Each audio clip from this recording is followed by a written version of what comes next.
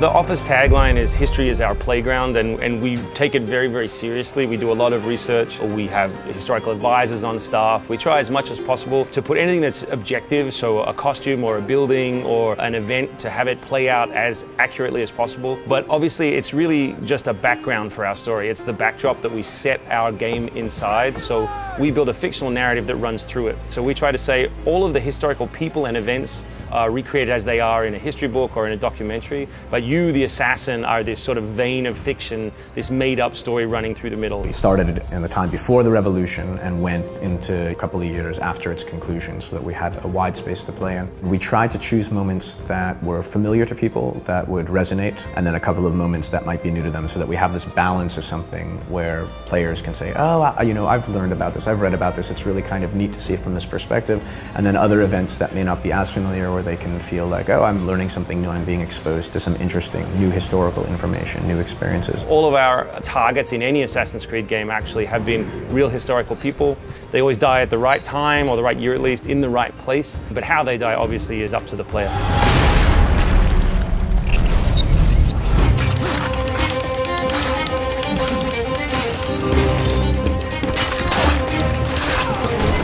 When I first came on the project, it was about 2.5 years ago, and right at the beginning, and that was kind of my first job, was to just start collecting information and see who was around, who these people were, what they were doing, trying to find events that might be, pertinent to an Assassin's versus Templar story. For us on the writing team, it's all about language and people and events and kind of the chronology of things and the motivations behind a lot of these men and what they were doing and the reasons for the events that they were involved in.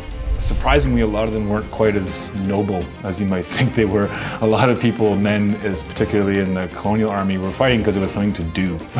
They didn't really have a dog in the fight. They didn't really know what it was about, but they were promised 3 square meals a day and to see the colonies, and that was better than, working on the farm. In terms of dialogue for historical characters, if we stuck 100% to how people spoke and behaved back then, cutscenes would go on forever, and people would probably have difficulty in certain cases following what characters were saying. Bollocks, we're coming in! We have several dictionaries that were written around the time of slang and what they call the vulgar tongue, so we were able to work in certain things that are a little bit more casual, a little bit more period specific. It might sound like gibberish to a lot of people because these are phrases that have definitely fallen out of favor. 3 pence a pound is hardly burthensome.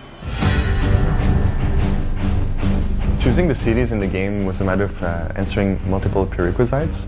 People were hoping for different events to happen in the game. For instance, the Boston Massacre was a must, but also the team wanted to have different events that we would bring back to light that people wouldn't know as much, and some of the events that also would fit more into our fantasy. The first time the player will get to Boston is eventually through the Long Wharf. It was something that we really wanted to do from the beginning. It feels like that's how you enter the New World if you come from Europe.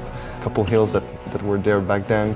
Fort Hill over here, the Common on top on the North Ward, and then Tremont, which were the 3 hills that were in Boston.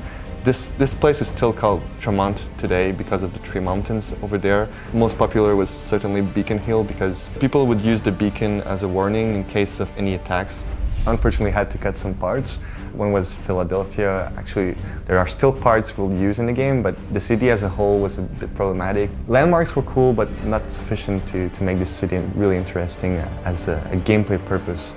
And also technically, the fact that it was a grid, that streets were really linear, it was really hard for the loading, so we had to cut it off. I think in terms of tone, all of the colonial cities we built are much more wooden than previous Assassin's Creed cities, which were often stone. The steepled roofs have a big impact on free running. There's a lot more nature in the cities than ever before, so there's often trees and larger squares. The streets themselves are wider. For the first time in the series, we have a lot of slopes, like in the Frontier as well, but on the roofs there's a lot of slopes there. So that really meant that you could get into fights on rooftops that were really steep slopes. We had to spend a long time in the fight system, in just general navigation, like every single step the assassin takes, he has to place it correctly. We take a lot of the moves that we created for Frontier, because obviously that was the one that really pushed us most, and we bring it back into the cities as well. So you can do a lot of these cool things, but the one favourite that we do have is the ability to run through buildings. We call it the pass through because we've added moves called the pass over, so now you can jump over things, you can slide underneath things, and you can run through buildings as well. And it's really cinematic, and it feels pretty awesome. It's over in a flash, but it's a great way of getting past people. And you'll have like a woman in the window, and she gets scared as you run past, and it's pretty cool. One of the scary things in moving to America from Europe was we had to rebuild all of our civilian population. These are characters that players often don't look at in great detail, but there are hundreds of them and many different flavors of them. You really need them to fill out your city locations. And we wanted to give them more specificity, more things to do, so our civilians can start and stop actions. Some of them are people who can give you missions you could come across. We wanted the civilians themselves to be sources of content. Leave the tea to rot aboard those foul ships!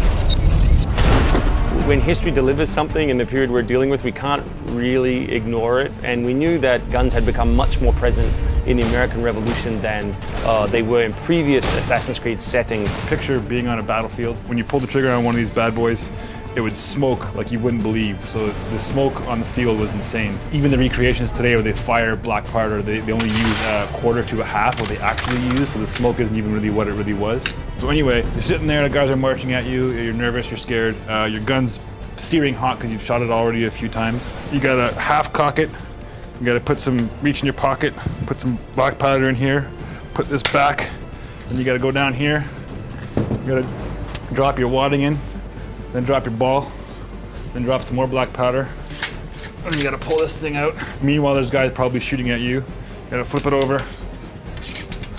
You gotta stuff it like this. You gotta pull that out. This is searing hot, so your hand's burning because you already shot your gun a few times. So you're probably holding it here. You gotta jam this back down, and you gotta pick it up, see through all the smoke who you're gonna shoot at, aim, and then turn your head, because when you pull the trigger, this blows up and would burn your face. You gotta aim, then turn your head away and shoot. These guns have no rifling and you're shooting a little ball, so they're already really, really inaccurate, and they're very heavy and your hands are burnt and it's the madhouse. So, I mean, just imagine how inaccurate they actually would be. And when people talk about, you know, there was guns in those periods, it's so stupid the assassin couldn't get to them, just think of all of that when you think about what it took to shoot one of these things. And it's really easy to get to somebody in that time and take them out with a knife or a sword.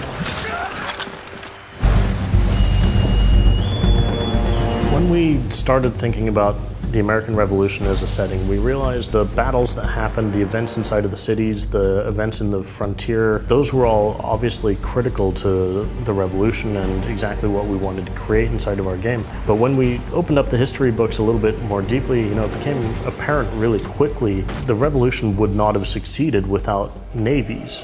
The British Navy was critical in their dominance in the empire that they created.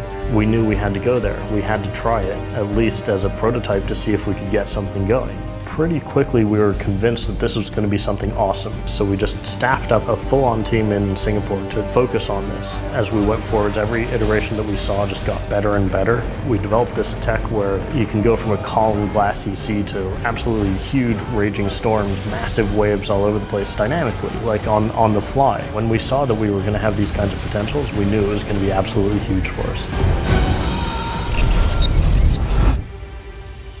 I have worked on games in the past where there was quite a bit of direction change, and this time there was almost none. We've really stuck to the initial vision. What we're delivering is pretty much exactly what we set out to deliver. It's a long development cycle. You know, the joke, a lot of us who've been on it 3 years, we could have become veterinarians if, you know, in the same amount of time, and instead we made this game.